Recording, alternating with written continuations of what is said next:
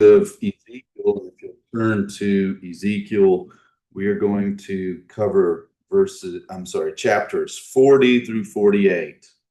40 through 48. This is in the context of what began in chapter 33. We went through chapter 33 through 39. And there, in one sense, we could summarize it as God is bringing about promises of the Davidic and Abrahamic covenant when that Davidic prince shepherd arrives. That is followed by this battle that we read about, Gog and Magog, or Gog of Magog, and other nations who join in this battle. And it ends with a great defeat, and then God's people enjoy peace in the land. That is the conclusion at chapter 39. Chapter 40, verse 1, we then are told of a time, and then of a place, and then of what Ezekiel is made to see. And so if you read with me the first four verses in Ezekiel 40. In the 25th year of our exile, at the beginning of the year, on the 10th of the month, in the 14th year after the city was struck down, on the same day, the hand of Yahweh was upon me, and he brought me there. In the visions of God, he brought me into the land of Israel and caused me to rest on a very high mountain. And on it to the south, there was a structure like a city. So he brought me there, and behold, there was a man whose appearance was like the appearance of bronze, with a line of flax and a measuring rod in his hand, and he was standing in the gateway. And the man spoke to me, Son of man, see with your eyes, hear with your ears, and set your heart on all that I'm going to show you. For you have been brought here in order to show it to you. Declare to the house of Israel all that you are seeing. Therein we learn that Isaiah is given a vision, right? I'm sorry, Ezekiel, thank you. Ezekiel is given a vision, and the place of where he was brought to see the vision is stated for us in verse 2. It's in the land of Israel. He's resting on a very high mountain, and he is looking to the south of where he is. And what he describes is a structure like a city. A man appears to him, seeming as if he is like bronze. He has in his hand two things, standing in the gateway, and then he commands him what to do, to see and to hear, so that he could tell or declare to the house of Israel. What follows in the rest of these 8 chapters is description. That is in contrast to prescription. There's no instructions that are given for anyone to do anything apart from what we see in verse 4. There is description, prolonged, detailed description of what Ezekiel was given in this vision. And I'm going to quickly go through it. So we're going to first see what is the contents of the vision, and then we're going to talk about, therefore, what should we learn from Ezekiel's vision. And I promise to disappoint everyone. So first, in chapter 40, in verse 5 through verse 47, we are given details about the measurements of this new temple. The court is given its measurements too. There's a temple wall, there is an east gate, there is an outer court, there is a north gate, a south gate, an inner court, rooms of the inner gateway, the priest's rooms, and all of those are given specific measurements of the court in the new temple.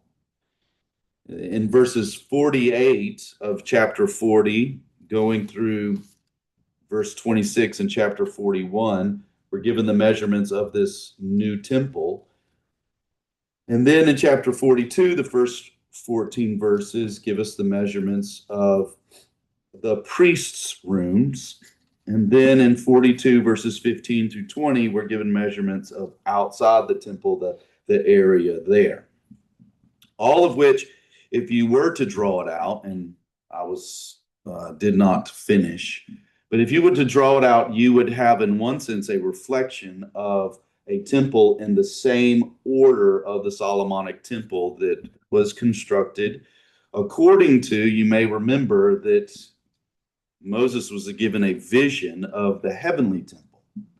Now, this is going to be important as we begin to wrestle with what is actually being seen here, which affects how should we expect what it's actually referring to, either in the future or just something that is an important teacher. But in chapter 43, there's something that's different. The description of chapter 40 through 42 and then 44 through 48, they are describing the things that are related to the temple structure, to the human beings who minister or work in the temple, through the rooms of the temple, through the sacrifices in the temple, through the holy days of the temple. But in chapter 43, we were able to see something else is a part of Ezekiel's vision.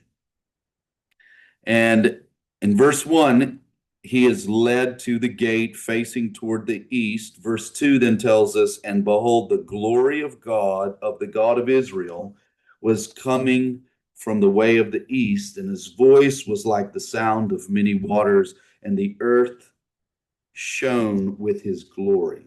I'm sorry, I have a sinus infection that will be unpleasant for you to have to watch me deal with. But the first 11 verses tell us here that God's glory returns to this temple. What's significant is that whatever this temple is in Ezekiel's vision, and whatever the temple refers to in the future, the significance of the temple is the same as the significance of the temple that Solomon built and the tabernacle that Moses constructed, as well as the same as the Garden of Eden. The Lord dwells there. The Lord is present in the temple. And so God's glory, I think we talked about it, maybe that was Sunday morning. This is really important, right? When we say things like the glory of God, we often will not use that very specifically. But when we read here that the glory of the God of Israel was coming from the way of the east, what this is it's the visual representation of God's divine majesty showing up in a place. So this is very difficult for our minds to understand. Like, we really would like, wouldn't it be nice if God drew us a picture? But that's not the way you could ever represent God's glory, because God's glory can't be represented through a picture. It only can be represented in his glory itself. And so the significance is the vision with all of its details regarding the measurement of the temple complex. After this description is given, the glory of the Lord returns to this temple in Ezekiel's vision. And in that sense, this is the return of Yahweh to the dwelling place among his people. If we look at verse 6, we hear Ezekiel's learning more. This man standing beside Ezekiel in the vision, Son of man, he says in verse 7, this is the place of my throne and the place of the soles of my feet. Here I dwell among the sons of Israel forever. And the house of Israel will not again defile my holy name, neither they nor the kings, nor by their harlotry and by the corpses of their kings when they die, by putting their threshold by my threshold, and their doorpost by my doorpost, with only the wall between me and them. And they have defiled my holy name by their abominations which they have done. So I have consumed them in my anger. Now let them put away their harlotry and the corpses of their kings far from me, and I will dwell among them forever. As for you, Son of Man, describe the house of Yahweh to the house of Israel, that they may feel dishonor for their iniquities, and let them measure the plan. If they feel dishonor for all that they have done, make known to them the design of the house, its structure, its exits, its entrances, all its designs, all its statutes, and all its laws.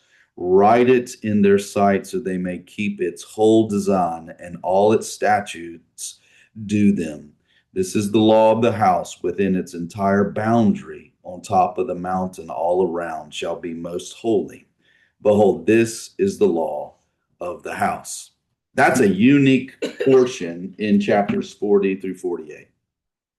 And I think it gives to us what we definitely need to take away when we are going to interpret and understand Ezekiel's vision.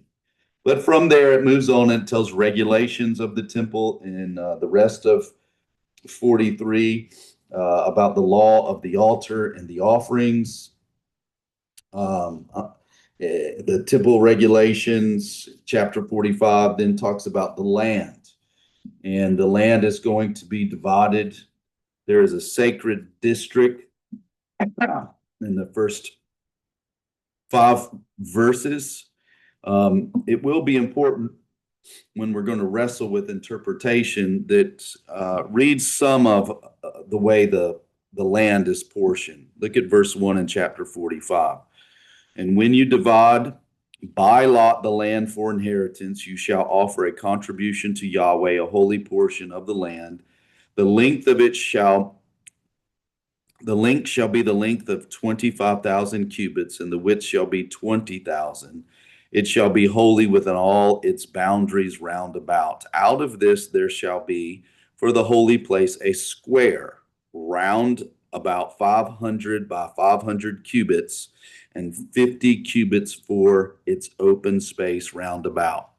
And from this area you shall measure a length of 25,000 cubits of width and 10,000 cubits, and in it shall be the sanctuary, the holy of holies. It shall be the holy portion of the land, and it shall be for the priests and the ministers of the sanctuary who come near to minister to Yahweh, and it shall be a place for their houses and a holy place for the sanctuary. He goes on and extends it. When you look at verses 7 through 12, it's the prince's land. But the way it is described is the same way that the first portion was described when it's talking about how you measure it. When we continue to read of the outline, we continue to see festivals are given to us in the vision. We see that there is a river in chapter 47. This river is also going to be something that we'll have to consider in our interpretation. We see in verse 1 of chapter 47 that Ezekiel is brought back to the door of the house, and behold, water was flowing from under the threshold of the house toward the east, for the house faced east. And the water was flowing down from under the right side of the house, from south of the altar. He brought me out by way of the north gate and led me by way of the outside to the outer gate, by way of the gate that faces east. And behold, water was trickling from the south side. And when the man went out toward the east with a line in his hand, he measured 1,000 cubits, and he had me pass through the water, reaching the ankles. Again, he measured 1,000, and he had me pass through the water reaching the knees. Again, he measured 1,000, and he had me pass through the water reaching the loins. Again, he measured 1,000, and it was a river that I could not pass through, for the water had become high, enough water to swim in, a river that could not be passed through. And he said to me, Son of man, have you seen this? Then he Then he led and returned me back to the bank of the river. When I had returned, now behold, on the bank of the river there were very many trees on the one side and on the other. Then he said to me, these waters go out toward the eastern region and go down into the Arabah. Then they go toward the sea, being made to flow out to the sea, and the waters of the sea will be healed. And it will be that every living creature which swarms in every place where the river goes will live. And there will be very many fish, for these waters go there, and the other waters are healed. So everything will live where the river goes. And it will be that fishermen will stand beside it from Engedi to Eniglaim, and there will be a place for the spreading of nets. Their fish will be according to their kinds, like the fish of the great sea, very many, but its marshes and swamps will not be healed. They will be left for salt. And by the river on its bank, one side and on the other, will grow all kinds of trees for food. Their leaves will not wither, and their fruits will not fail. They will bear every month, because the water flows out from the sanctuary, and their fruit will be for food, and their leaves for healing. So this is a river that brings life, that flows from the temple in Ezekiel's vision. This then comes to chapter 48, where he's continuing to ascribe the borders of, or the way in which the land is portioned. As we come to chapter 48, verse 30, we again are told the measurements of now what's described as a city. And here we see that the measurements are given from each side. And the conclusion in verse 35, the last clause, is Yahweh is there. The name of the city from that day shall be Yahweh is there. Now that's not really hard to read, is it? Like, we're not having to deal with beasts with multiple heads. We don't have a mixing of animals that are brought into the imagery that is given here. But one thing that we do need to realize is that the significance of the vision is that God comes to dwell in this temple. And the temple is in the vision in the midst of his people in the land. And from Yahweh's presence, his glory having returned to his temple is in the land and among his people, we are able to see that the blessings of God's covenant promises are applied. I agree. G.K. Beale is regarded as one of the greatest theologians and exegetes of our time.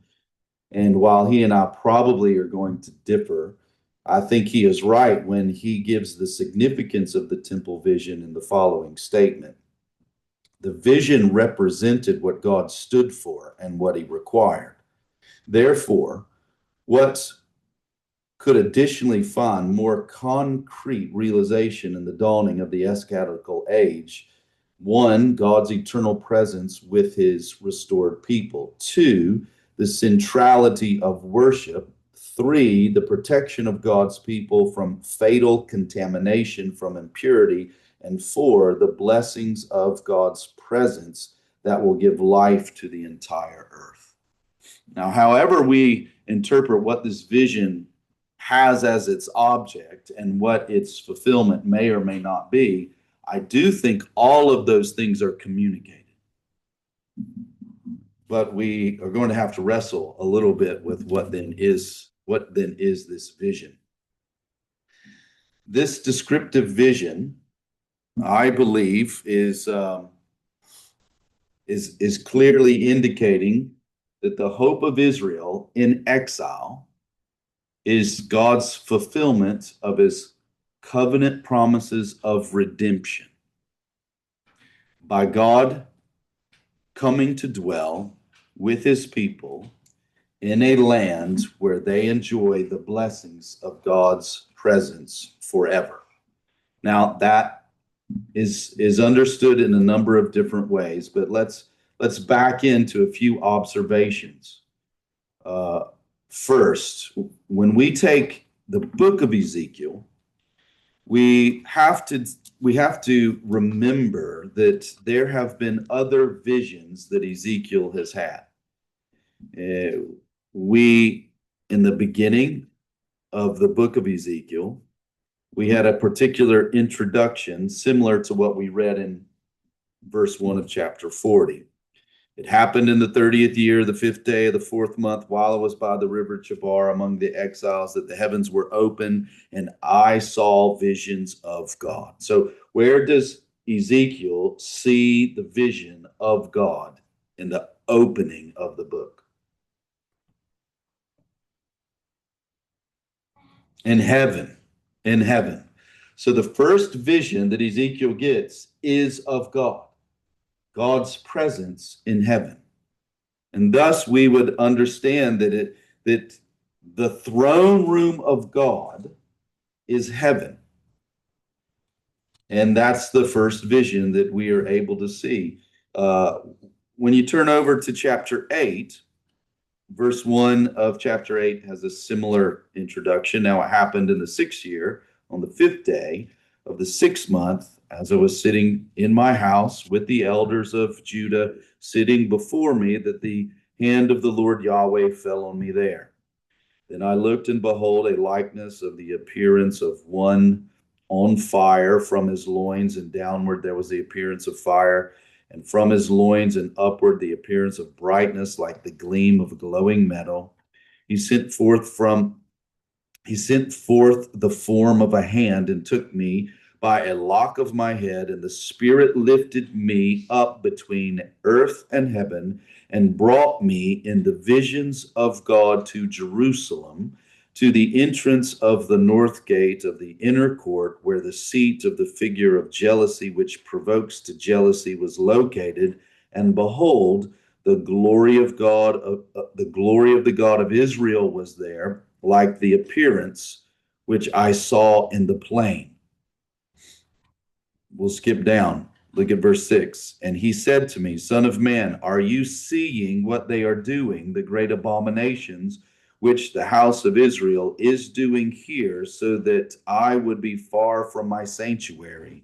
But yet you will see still greater abominations. So here in chapter 8, and this really is going to go through chapter 8 and chapter 9, where does Ezekiel see God's presence? Now he's in a vision, so he is not in Jerusalem. He is taken in a vision to see what is happening in Jerusalem. Where is he looking at God's presence in chapter 8? Right? He's taken between heaven and earth, and he's looking down into Jerusalem at the sins of Israel in Jerusalem. So we have a heavenly throne, so to speak, in the opening of Ezekiel. That is the vision of God that he has given in chapter 1. And then when we come to chapter 8, he's taken in a vision to see the Solomonic temple in Jerusalem, and he is able to see God's presence was there, but God, because of Israel's sin, removes his presence from the temple, the Solomonic temple in Jerusalem. So if we look to chapter 10, then I looked, and behold, the expanse that was over the heads of the cherubim, something like a sapphire stone, and the appearance and the likeness of a throne appeared above them. And he spoke to the man clothed in linen and said, Enter between the whirling wheels under the cherubim, and fill your hands with coals of fire between the cherubim, and scatter them over the city. And he entered my sight. Now the cherubim were standing on the right side of the house when the man entered, and the cloud filled the inner court. Then the glory of Yahweh rose up from the cherub to the threshold of the house. The house was filled with the cloud, and the court was filled with the brightness of the glory of Yahweh. Moreover, the sound of wings of the cherubim was heard as far as the outer court, like the voice of God Almighty when he speaks. Now it happened that when he commanded the man clothed in linen, saying, Take fire from between the whirling wheels and from between the cherubim, he entered and stood beside a wheel. And the cherub sent forth his hand from between the cherub to the fire, which was between the cherub, took some up and put it into the hands of the one clothed in linen, who took it and went out. And the cherubim appeared to have the form of a man's hand under the wings. We're going to go there and see. Let's skip down to verse 18. Then the glory of Yahweh departed from the threshold of the house and stood over the cherubim. When the cherubim departed, they lifted their wings and rose up from the earth in my sight with the wheels beside them. And they stood still at the entrance of the east gate of the house of Yahweh, and the glory of the God of Israel hovered over them.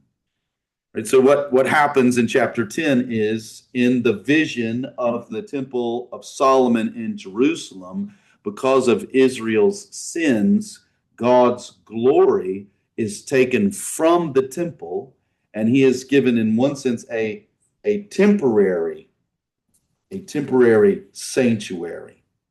So we're able to see, before we get to Ezekiel 40 through 48, Ezekiel has already seen God's presence in heaven. He has seen God's presence in the temple in Jerusalem, the Solomonic temple in Jerusalem, and then he has seen it removed from Solomon's temple because of Israel's sin.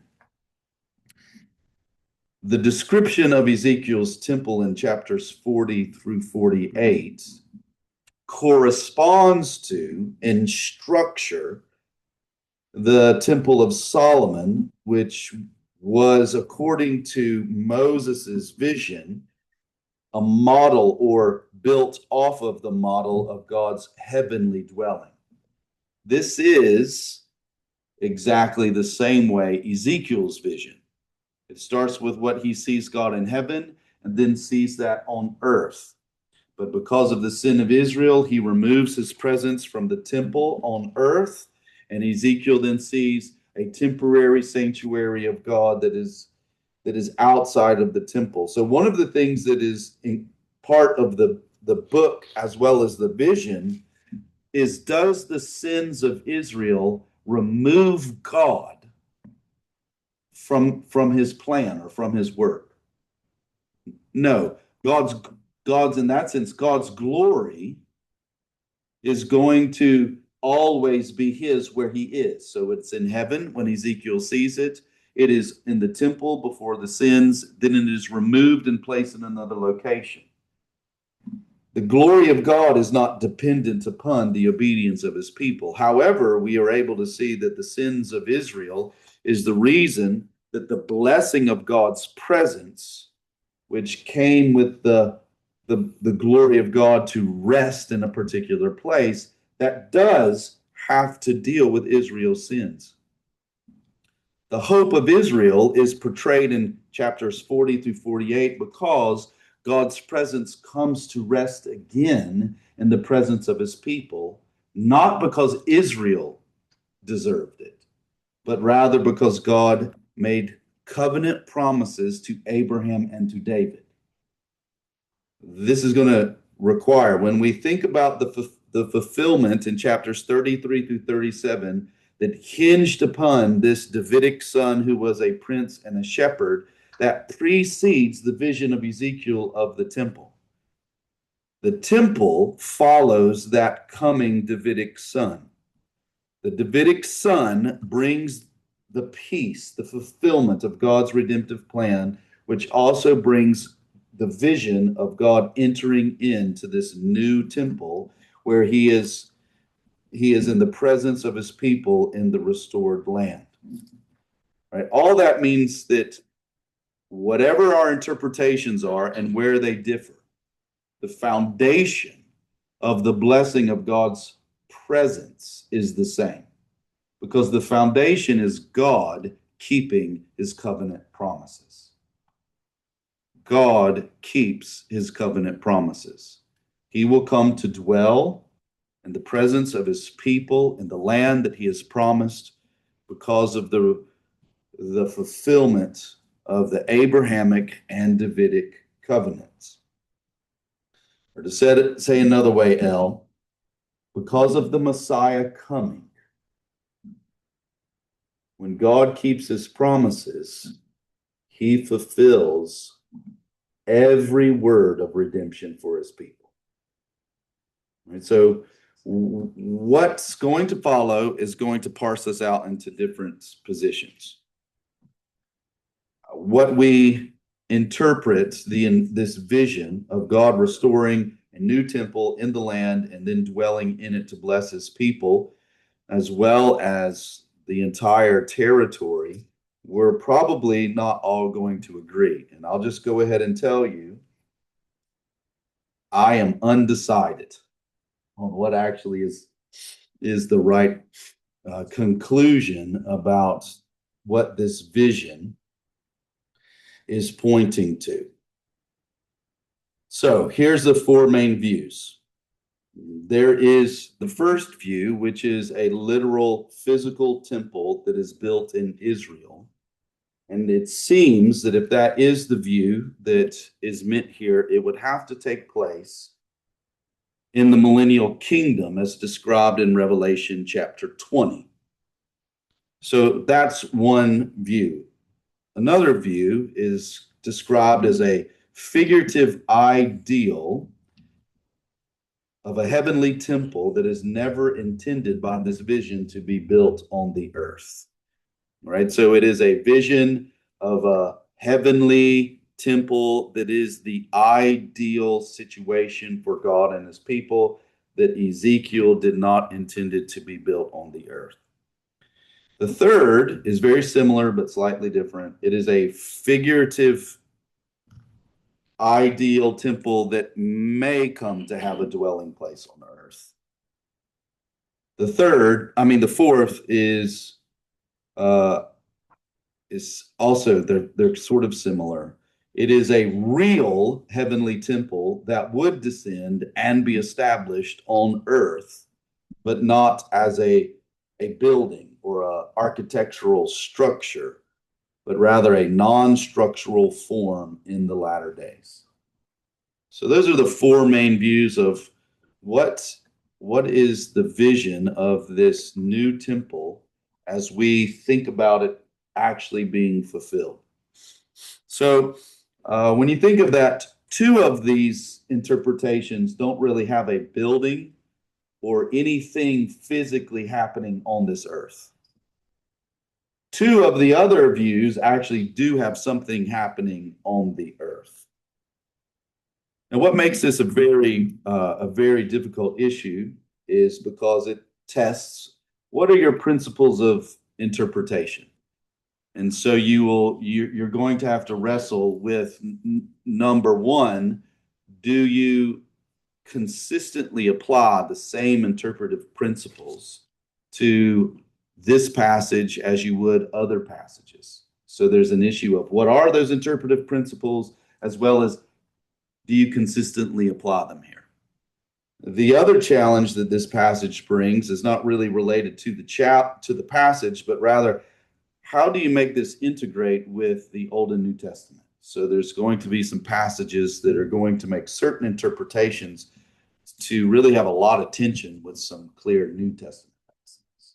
That makes this very difficult. And anytime you're dealing with taking Old Testament passages and New Testament passages that seem to not say exactly the same way in a natural reading, then you deal with this third issue is how do you construct the unity between the Old Testament and the New Testament?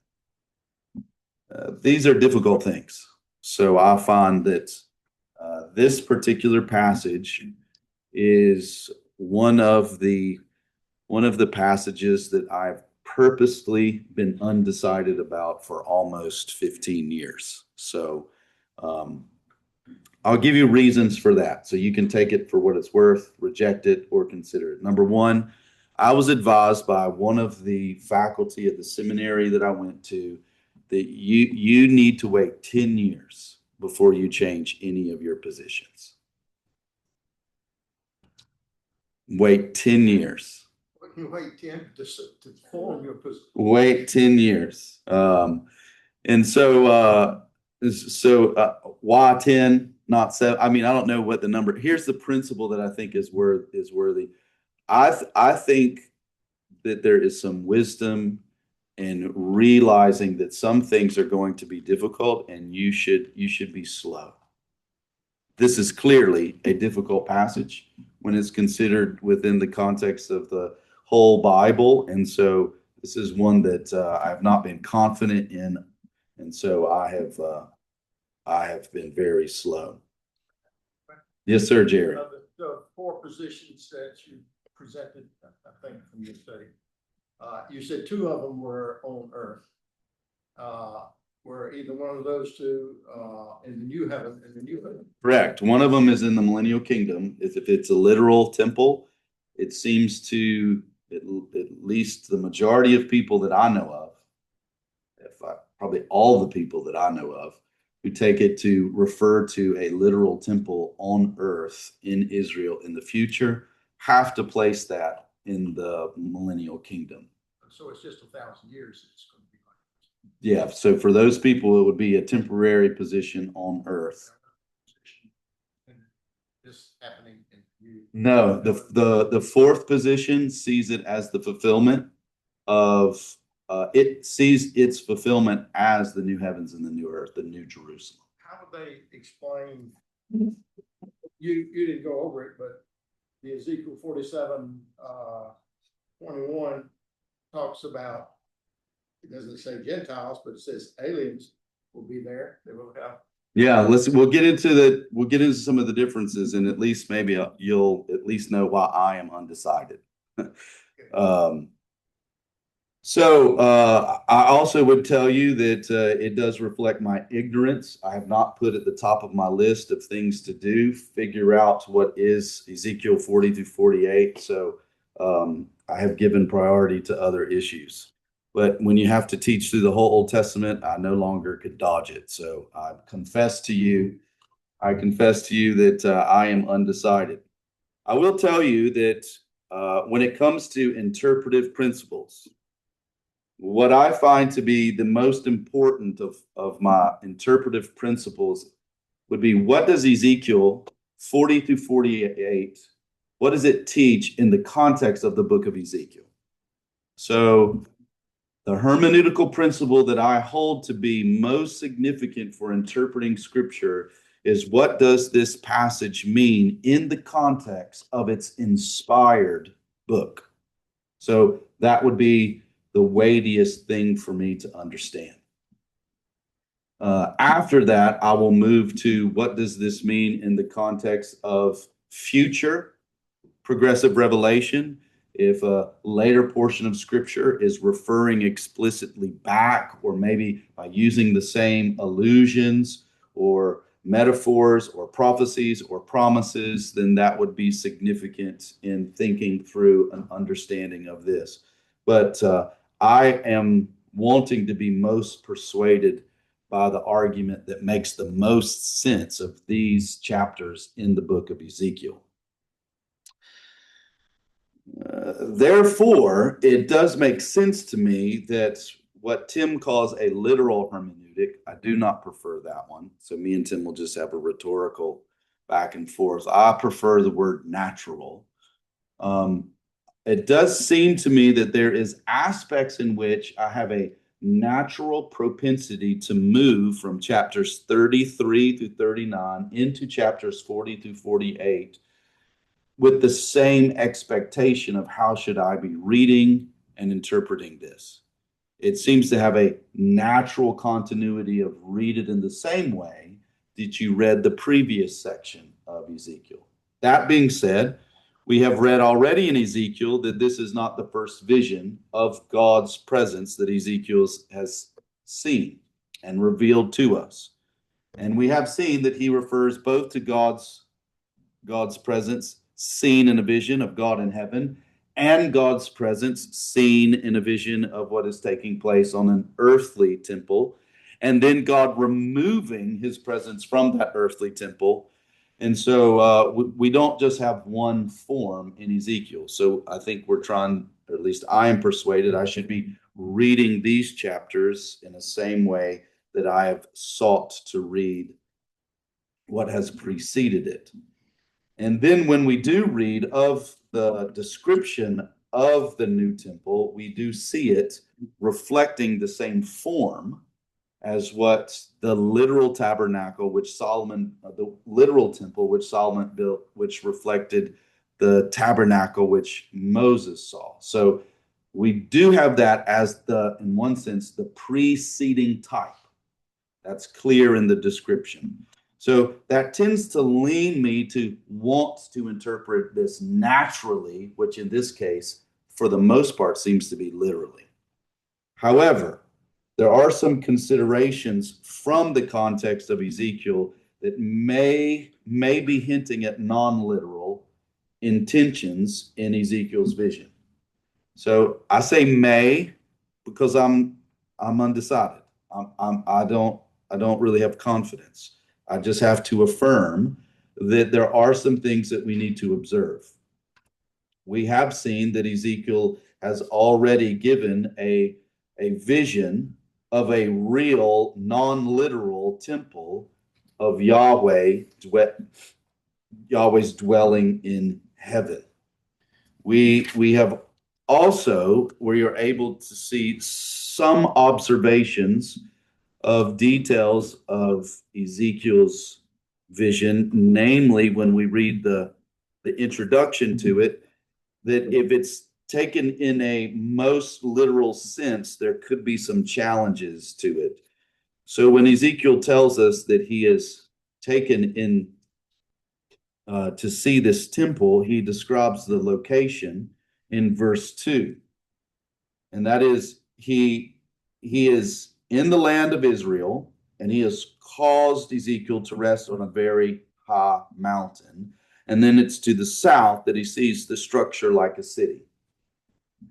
You may know this, but Jerusalem, the highest point in Jerusalem would be about 2,500 feet above sea level. So if one is thinking in a most literal fashion about a high mountain, I can understand someone saying like, well, that may not be that high. So some have said if you're going to literally demand that this have to be a very high mountain, it may be that you're also believing that there's going to be some kind of seismic shift to the topography of the land of Israel, especially in Jerusalem, for this to be literally fulfilled. One of the esteemed commentators is a gentleman with the last name of Block, and his is one of the things that he observed. He also notes that Ezekiel describes the vision, and what he sees is a structure like a city. So he immediately is describing this temple as like a city. And then we will also see that he refers to it in one sense as it seems as if it is maybe a city that is a temple. Again, if we're being literal, and if the Solomonic temple, which is the description, it is reflecting the structure of the Solomonic temple, if that is what the vision is, then it can be a little hard to make it literally like a city. So at least you can see there's a little bit of a tension of saying, I'm going to interpret this literally and not have some problems with consistency in applying literal interpretation to all aspects of Ezekiel 40 through 48. The mountain for the place of Ezekiel's vision, where he sees this structure that is like a city,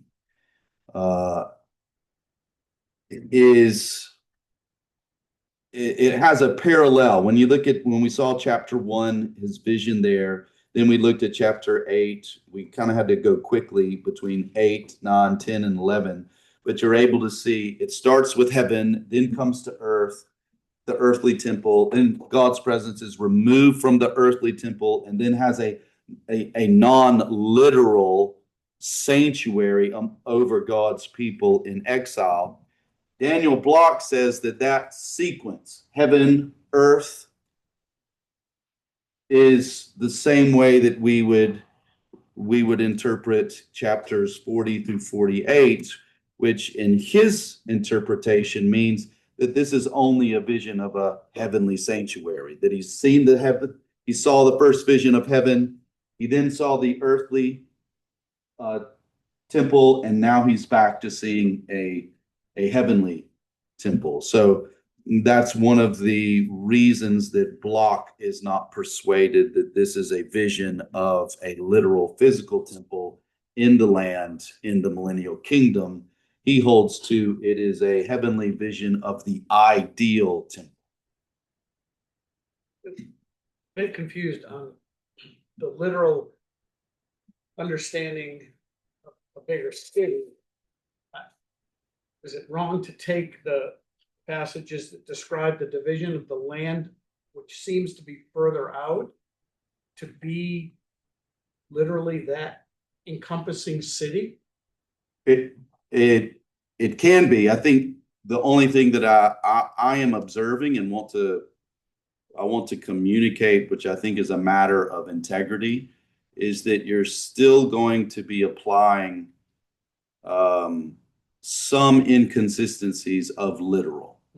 Because if he says, and I see a structure like a city, but if the vision is of a temple and not a city, then it seems like he's using some figurative way to describe a temple city complex that's not just a literal temple. So again, I don't think this is a deal breaker. I just think whatever one interprets this to mean and however we go about interpreting it, when you take some words and you say, I don't think this literally means what it says here, I think you just have to be honest and say, that's what I'm doing. Likewise, when you do say, I do think this is literal, then you have to be honest in doing it. And then when someone says, well, you're not consistently doing that, you say, that's true.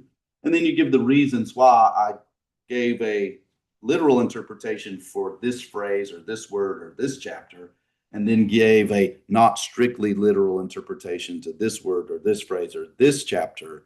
And I just think that's just being honest with it. And we're going to see a few other things that we would also have to do that is going to at least say, even if I do see a literal temple in the land, in the millennial kingdom, I'm still going to say, but I don't think this portion of Ezekiel 40 through 48 literally may mean what it does. Or if I do think it literally means that, I'm going to have to also say, and God supernaturally brought about what this literally is saying.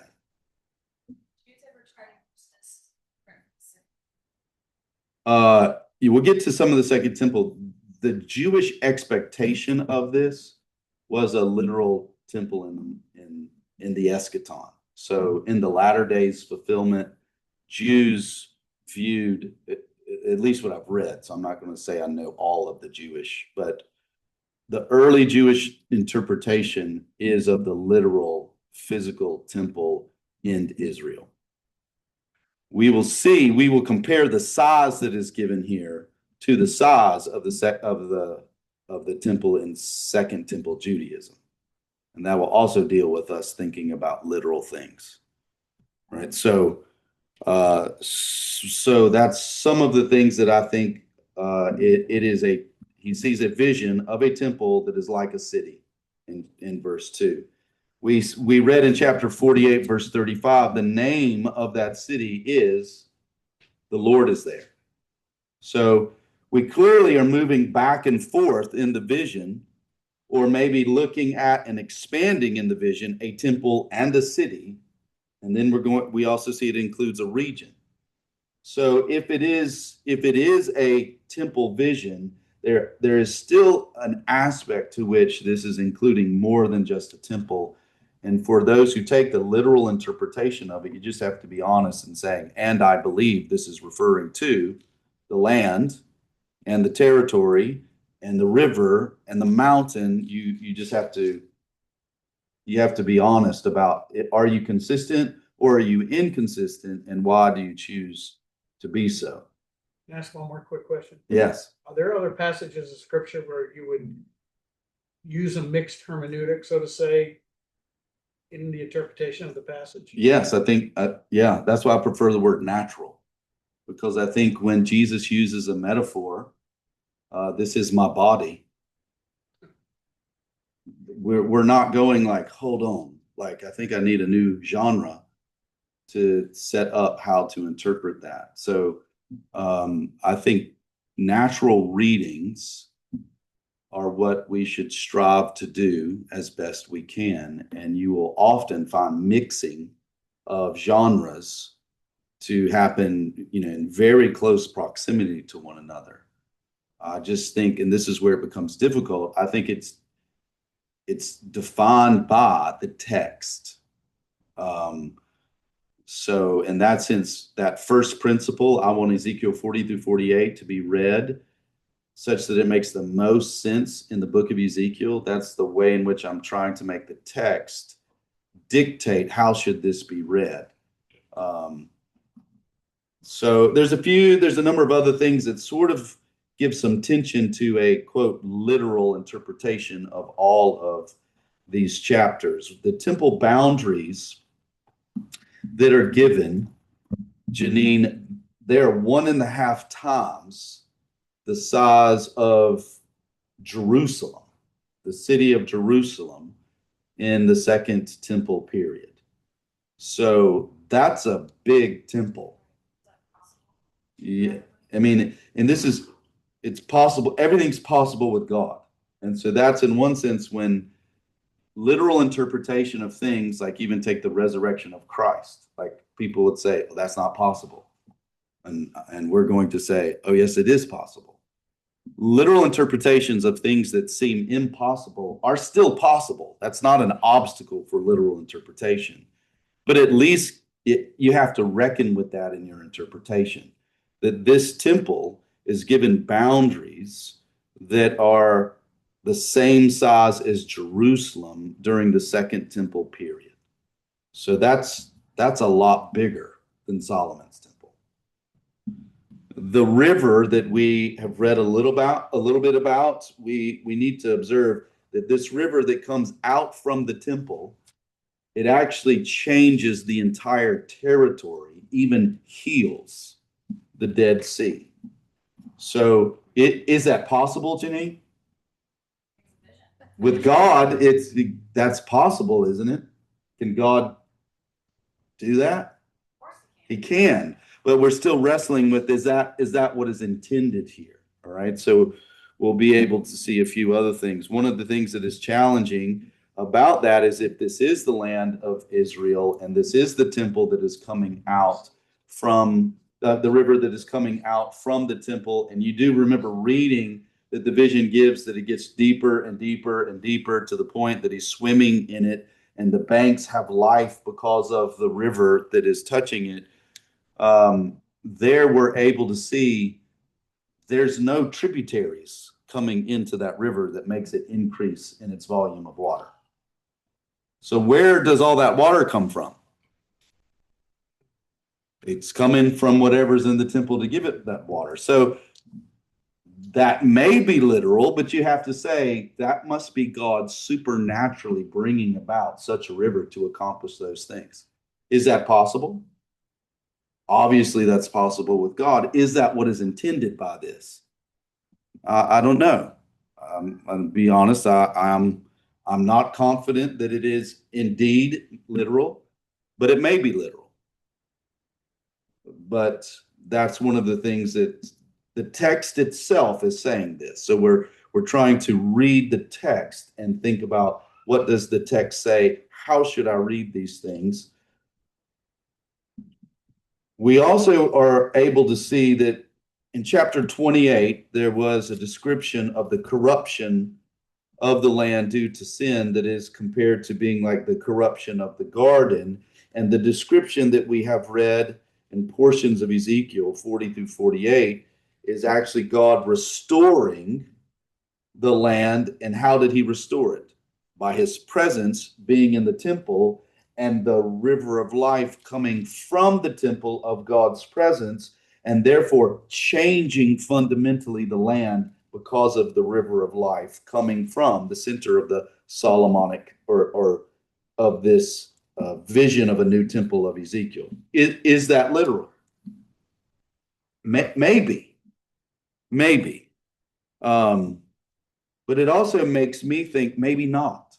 I have to be honest and say that could be a way to describe an ideal, in one sense, heavenly vision of God's presence being with his people in the place that God has made for them. In chapter 48, verse 16, we read about how the city is squared. And you remember the lines that were described coming off? So the way in which it is parsing out the division of the territories in chapter 48, it's moving with like 90-degree axis. So it's like the line, that flax line that the man has to use as a measuring rod. He's divvying up the territories without any consideration of the topography. It's coming straight off the framework of the temple. In the same way that the architecture is described, it is doing so in a way that doesn't really take into consideration what architectural demands or topographical demands of the land would require. Now, can God do that? He can. He can have a divine laser line in such a way that that's exactly what's going to be the case. And so I don't think this means that it's impossible for it to be a literal fulfillment in a millennial kingdom situation. But at the same time, I do think that means I have to give some pause and consideration. Maybe this is not intended to be a literal temple. So I'm still having to read and think. Let me get to one more, Jerry, and then I'll do it. And then in chapter 47, the first 25, it describes, as we've said, this water from the temple with no tributaries to feed it, and yet it becomes deeper and deeper and deeper and changes the whole territory. If that's literal, then it's miraculously accomplished by God himself. I believe it's totally possible. But is that something that may be evidence that Ezekiel is giving non-literal language here to make a point of what is the vision of God's presence in his temple? Jerry, question. Yeah, this may be a dumb question. I school says sometimes, but Ezekiel coming back from exile with his fellow Jews, how do we know that this description Ezekiel's given is not for restoring the temple at that time, not a future temple? They're directed, and they got right on it. Was it Nehemiah? Mm-hmm. And faced Sanballat and all the others who were trying to stop the temple. Mm-hmm. How do we know it is not that temple? Because it does. If that were the temple to fulfill this, it doesn't meet these. If these are read literally, it doesn't meet the literal requirements.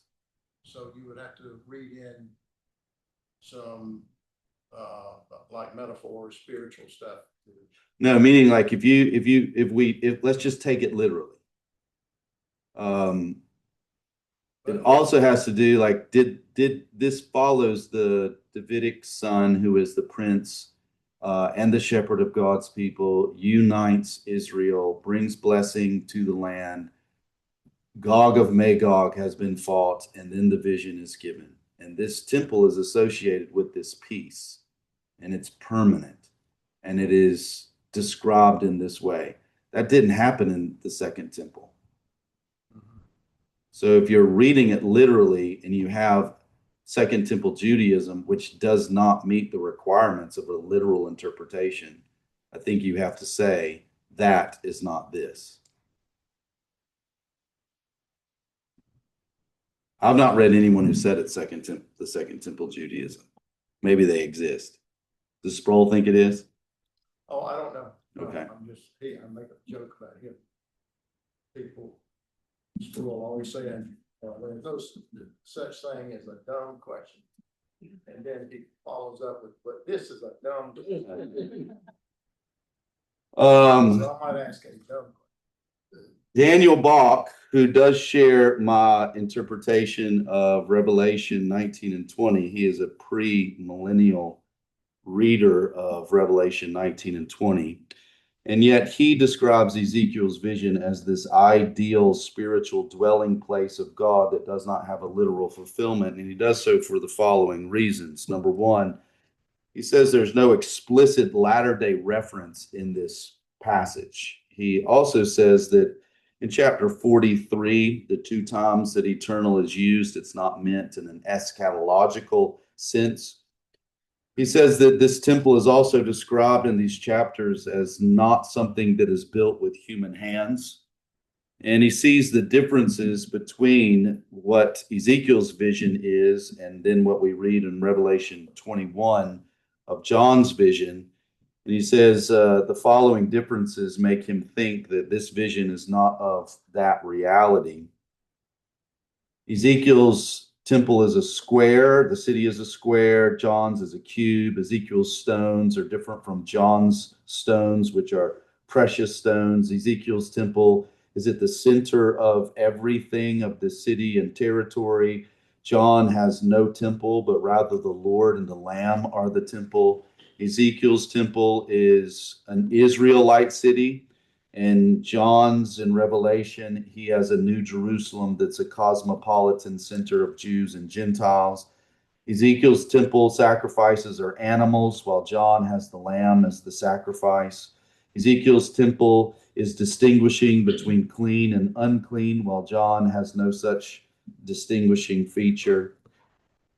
I think it is possible that it may not be intended as a literal structure, but I am not sure because I have been reading Ezekiel, and I think with the right reasons of literally expecting a Davidic son to come and to be a shepherd and to be a prince that brings God's people into the place where God has promised them and defeats their enemies.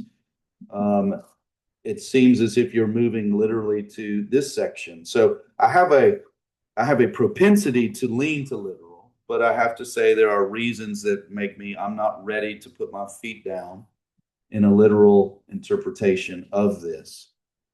For that reason, just studying Ezekiel 40 through 48 just means I don't know. I'm trying to listen to the arguments of the different interpretations, and these are the different views, and I don't know which view I take. But at least you can have some of the reasons that it may not be as straightforward as at least I would like it to be. And I'm going to add to those. When we even look beyond the book of Ezekiel, we're going to find some challenges. The New Testament makes statements, and we do need to turn to Hebrews chapter 9. The New Testament makes statements that even Scofield, so most people attribute Scofield to be the father of dispensationalism. Erroneously, people have attributed this to John Nelson Darby. I read a biography of John Nelson Darby, and it's, I think, definitive to be able to prove from Darby's original writings that he actually didn't create dispensationalism, but Scofield sort of took some of what Darby did and created dispensationalism. But even Scofield in the Scofield Bible, his interpretation of the sacrifices in the temple of Ezekiel's vision are judged to be symbolic. I'll read what he wrote. The references to sacrifices is not to be taken literally. This is Scofield. So you ask the question, why? Here's his answer. In view of the putting away of such offerings to Hebrews, using terms with which the Jews were more familiar with in Ezekiel's day. So Scofield views the temple as being literal, but symbolically, these sacrifices are being referred to. So Scofield, literal temple, no literal sacrifices, because of what Hebrews says. We do have to read what Hebrews says in verse 12. Let's read 11 and 12. But when Christ appeared as a high priest of the good things to come, he entered through the greater and more perfect tabernacle, not made with hands, that is to say, not of this creation, and not through the blood of goats and calves, but through his own blood, he entered the holy places once for all, having obtained eternal redemption. In verse 26 and through 28, we also read, otherwise, he would have needed to suffer often since the foundation of the world, but now, once at the consummation of the ages, he has been manifested to put away sin by the sacrifice of himself. And inasmuch as it is appointed for men to die once, and after this comes judgment, so Christ also, having been offered once to bear the sins of many, will appear a second time for salvation without reference to sin to those who eagerly wait for him. And then in chapter 10, starting in verse 10, we read, by this will we have been sanctified through the offering of the body of Jesus Christ once for all. And every priest stands daily ministering and offering time after time the same sacrifices, which can never take away sins. But he, having offered one sacrifice for sins for all time, sat down at the right hand of God, waiting from that time until his enemies are put as a footstool for his feet. For by one offering he has perfected for all time those who are being sanctified. And the Holy Spirit also testifies to us for after, saying, this is the covenant that I will make with them after those days, says the Lord. I will put my laws upon their hearts, and on their mind I will write them. He then says, and their sins and their lawless deeds I will remember no more. Now where there is forgiveness of these, there is no longer any offering for sin. Now this makes a literal temple with literal sacrifices in the millennial kingdom to be a bit of a challenge.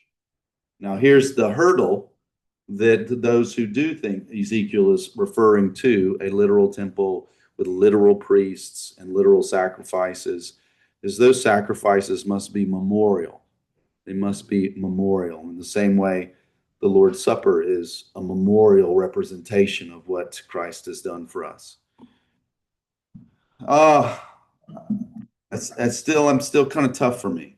So, for these reasons, I am undecided. I'm undecided about how to understand what Ezekiel 40 through 48 is referring to. That being said, the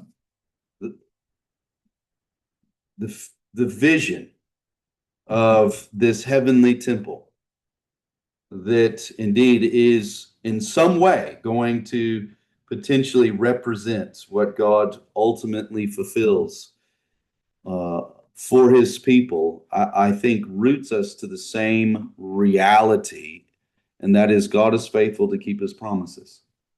And God's redemptive promises will all be fulfilled in the Messiah. If that includes a millennial kingdom with a literal temple, literal Levitical priests, literal sacrifices, then they will be only for the length of that kingdom, and they will be memorial in nature. If it is not that, and if this is intended just as a vision, then what this is able, or what this is given for us to do, is to see that indeed there is going to be the culmination of all God's promises of blessings and fellowship when he enters in to that very place that he has promised to make, where he will dwell with his people. And in that case, it could be what Revelation 21 refers to as the New Jerusalem. And so it would be easier for me to view this as that, because then I can take all that the New Testament teaches and sort of retrofit it to what Ezekiel's vision is. So I just openly confess that there's a sense in which I would love to be persuaded of that, because it's easier to solve some of these theological hiccups that I have with the millennial kingdom, temple, and sacrifices. But I am undecided. So you do not need to be undecided, but you do need to be persuaded by what does the Bible teach. So I do not think you nor I am permitted to do, I like this one. That's not a hermeneutic. All right. You need to have interpretive principles, and you need to be able to say, this is why I interpreted this here this way, and yet maybe in another passage didn't. And then you give the reason for that. I don't think it's just this one I like better. So with that, Janine, you have a question. Chapter 45, there's a prince. It shall be the verse that goes in, it shall be the prince's part to provide burnt offerings. Mhm. That prince is Jesus. Yeah. So the prince has a land. So when it apportioned the land, the priest had a land, and the prince had a land. He's offering. Yeah. So he's providing all the burnt offerings. Is that, I mean, that to me seems like a picture of his sacrifice on the cross. He is the final offering, the final. Well, you have to say how is that what that is to you? Where do you get that from? Yeah, so You're not getting it from Ezekiel. Are you saying the New Testament clarifies the Old? Yeah, I think, and this is where, like, when you get down to I see what you're saying. so if you read Beale, one of the things that I find more persuasive about Beale than other people who will have similar conclusions to Beale is Beale wrestles with texts. So he's wrestling with Ezekiel in a way that other people will just sort of punt from Ezekiel and go to Revelation 21 and say, Revelation 21 is the fulfillment of this, therefore, and then they just easily reinterpret Ezekiel 40 through 48. And I'm like, well, okay, maybe, but you're sort of skipping a lot of the work of doing the exegesis of Ezekiel. Beale does not do that as much, nor when you read Daniel Block, he is not doing it either, though he also does not conclude of a literal physical temple as the subject of the vision. So Janine, I think you may be right, but I think that's only the case if, because of your New Testament interpretations, you're reading it into your interpretation. Well, no, I mean, I think Isaiah 53 is. I mean, it comes down to what is it referring to? The New Testament does tell us what Old Testament texts are meaning. Right, that's where I would get that from. That's where I would mean, get you that may, to you, understand. well, that, no, it's not as definitive as it could be. He shall provide the sin offering, the grain offering, the burnt offering, the peace offerings to make atonement for the house of Israel. Like Jerry said, using the New Testament as a lens to understand the Old.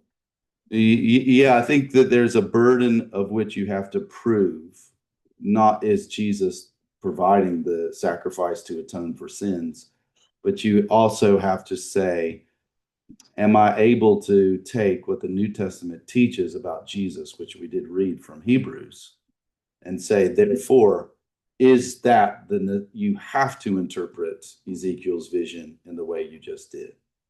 Maybe. Yeah, I mean, but one's right and one's wrong. Either it does refer to that or it doesn't. And you can't just read the New Testament and then parachute without any regard to what actually is written in Ezekiel and say, this means that. But it's not calling into question, is the New Testament's teaching up for grabs? Because Old Testament teaching may be challenging for me to connect with integrity of studying the Old Testament and integrity of studying the New Testament. Maybe it's just better to unhitch those two things. Yeah. Or yeah. It definitely is better that we have to wrestle and maybe disagree than unhitching ourselves from the teaching of the Old Testament. So never ever unhitch yourself from the Old Testament. So unfortunately, you've spent an hour and a half of your life listening to me say, I don't know. That was good. I apologize, but I do hope you know that if I do say something that I believe to be true from study of scripture, it is because I believe it to be true. I still could be wrong, but I really don't believe I'm wrong. In this case, I don't know. And so I cannot teach what Ezekiel means when I really am not personally persuaded. Thanks for your time. I have